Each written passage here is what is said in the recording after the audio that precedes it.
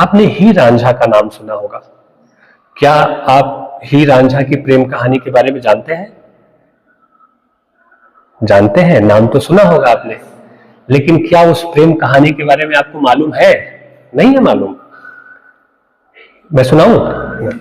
हीर रांझा की जो प्रेम कहानी है, वह कहानी भारतीय उपमहाद्वीप की सबसे प्रसिद्ध और सबसे मार्मिक लोक कहानियों में से एक है। और हीर रांझा की प्रेम कहानी का जो संबंध है वह पंजाब से है। हीर और रांझा दोनों पंजाब से थे। हीर रांझा की कहानी को एक पंजाबी कवि हुए, बहुत बड़े कवि हुए, वारिस शाह। क्या नाम था उनका? वारिस शाह। वारिस शाह ने 18वीं शताब्दी में हीर रांझा की प्रेम कहानी को बहुत काव्यात्मक ढंग से लिखा। हीर रांझा की जो प्रेम कहानी है बहुत कोमल कहानी है, बहुत मार्मिक कहानी है। इस कहानी में जो रांझा है, जो प्रेमी, वह देखने में बहुत सुंदर था, बहुत अच्छे घर से था, रईस खानदान से था और संगीत प्रेमी था, बहुत सुंदर बांसुरी बजाता था। एक बार की बात है कि रांझा का अपने भाइयों के साथ किसी विषय को लेकर के विवाद हो गया, मनमुटाव हो गया और रांझा नाराज होकर घर छोड़कर निकल गया। फिर वह भटकते भटकते अचानक से हीर के गांव पहुंच गया। हीर के जो पिता थे वो जमींदार थे, अच्छे घर से थे, बहुत सारे पशु पाल रखे थे। तो जब भटकते भटकते रांझा वहां पहुंचा तो संयोग से हीर ने अपने पिता के पशुओं की देखभाल के काम के लिए रांझा को नौकरी दे दी। घर से भागा हुआ आदमी था, कुछ तो चाहिए था जीने के लिए, कहीं तो आश्रय चाहिए था, तो उसे बहुत बढ़िया जगह आश्रय मिल गया। और चूंकि हीर के पिता जमींदार थे, बहुत संपत्ति थी उनके पास, तो उनके पास पशुपालन का काम भी था, तो पशुओं की देखभाल का काम रांझा को मिल गया हीर के घर। फिर दोनों का मिलना जुलना होने लगा, संपर्क में आने लगे, दोस्ती बढ़ने लगी।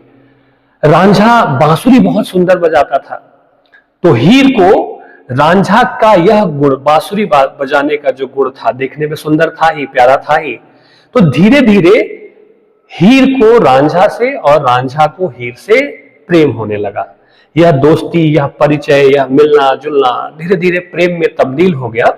और फिर यह बात हीर के घर वालों को पता चल गई। जब हीर के घर वालों को पता चली तो उन्होंने इस प्रेम संबंध का एकदम सख्ती से इसका विरोध किया और कहा कि आप दोनों का विवाह संभव नहीं हो सकता है। और जबरदस्ती हीर की शादी कहीं और करा दी गई। दोनों अलग हो गए, बिछड़ गए दोनों। जब हीर की शादी कहीं और करा दी जाती है तो जाहिर सी बात है अब रांझा की क्या हालत रही होगी। लेकिन वह उम्मीद रखता है, वह टूटता नहीं। प्रेम में मिलन की आस रांझा को रहती है कि कभी तो मुलाकात होगी, कभी तो हम मिल सकेंगे। और वह भटकता भटकता मारा मारा फिरता रहता है इस उम्मीद में कि कभी तो हीर से मिल पाऊंगा। साल दर साल वक्त गुजरता रहता है और अंततः उसके भरोसे की जीत होती है, रांझा के भरोसे की जीत होती है। रांझा के भीतर जो हीर को पा लेने की एक उम्मीद है, उस उम्मीद की जीत होती है। और कई वर्षों के बाद हीर और रांझा पुनः मिलते हैं, ठीक है, पुनः मुलाकात होती है। और बहुत सारे संघर्षों के बाद यह तय होता है कि दोनों का विवाह हो जाए और दोनों साथ रह सके। परंतु हीर के जो चाचा थे, हीर के चाचा को यह बात नागवार गुजरती है। वह इस रिश्ते के खिलाफ हैं और वे एक साजिश रचते हैं और फिर वे धोखे से, साजिश से हीर को जहर दे देते हैं और जहर खाने से फिर हीर की मौत हो जाती है। बहुत मर्मांतक मौत होती है उसकी। और जब रांझा को यह पता चलता है कि हीर अब इस दुनिया में नहीं रही तो वह भी तड़प तड़प कर मर जाता है और कहानी यही खत्म हो जाती है। अब रांझा का तड़प तड़प के मर जाना ये दिखाता है कि उसका प्राण ही उस प्रेम में बसता था। हीर के लिए जिंदा रहा, भटकता रहा, मारा मारा फिरता रहा।